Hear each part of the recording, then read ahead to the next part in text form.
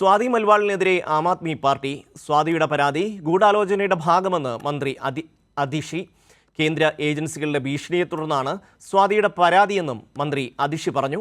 അതേസമയം ആരോപണ വിധേയനായ വൈഭവ് കുമാർ പഞ്ചാബിൽ ഒളിവിലാണെന്ന് ദില്ലി പോലീസ് പറഞ്ഞു. ജിൽബി ചേരുന്നു. ജിൽബി, എന്തൊക്കെയാണ് ഇത് സംബന്ധിച്ച് ഇന്നത്തെ വിശദാംശങ്ങൾ?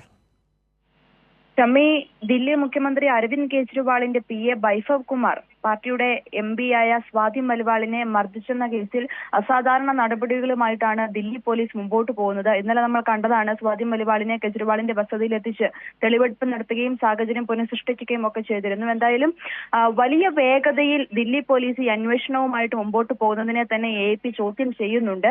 അതോടൊപ്പം തന്നെ സ്വാതി ഇത്തരത്തിൽ ഒരു നീക്കവുമായിട്ട് മുമ്പോട്ട് പോകുന്നതിന് പിന്നിൽ BJP ആണെന്നുള്ള ഒരു ആരോപണം തന്നെയാണ് ഇപ്പോൾ AAP ശക്തമാക്കുന്നത്.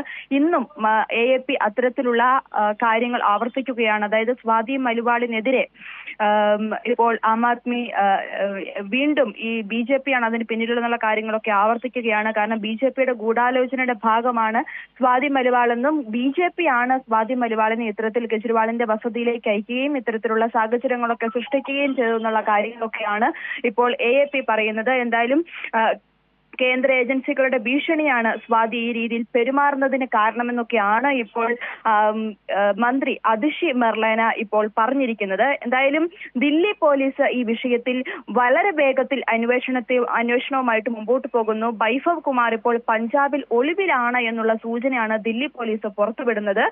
എന്തായാലും ഇന്നലെ വൈഭവ് ഇമെയിൽ വഴി ഈ സ്വാതിക്കെതിരെ പരാതി നൽകിയെങ്കിലും അതിലൊന്നും കേസെടുക്കാൻ ദില്ലി പോലീസ് തയ്യാറായിട്ടില്ല. എന്തായാലും അന്വേഷണ സംഘം ഇപ്പോൾ ഈ വൈഭവ് കുമാറിനുമായിട്ടുള്ള ബന്ധപ്പെട്ടുള്ള സ്ഥലങ്ങളിലേക്കൊക്കെ അന്വേഷണം നീട്ടിയിട്ടുമുണ്ട്. അതുപോലെ തന്നെ മറ്റൊരു കാരണം ദില്ലി പോലീസ് ഇപ്പോൾ വ്യക്തമാക്കുന്നത് കെജ്രിവാളിന്റെ വസതിയിലെ CCTVകൾ മറിച്ചിരുന്നു. അതിനാൽ ദൃശ്യങ്ങളിൽ കൃത്രിമം നടന്നിട്ടുണ്ടോ എന്ന് അന്വേഷിക്കുമെന്നാണ് ദില്ലി പോലീസ്. അന്വേഷണത്തിന്റെ വിവരങ്ങളാണ് ജിൽബി പങ്കുവച്ചത്.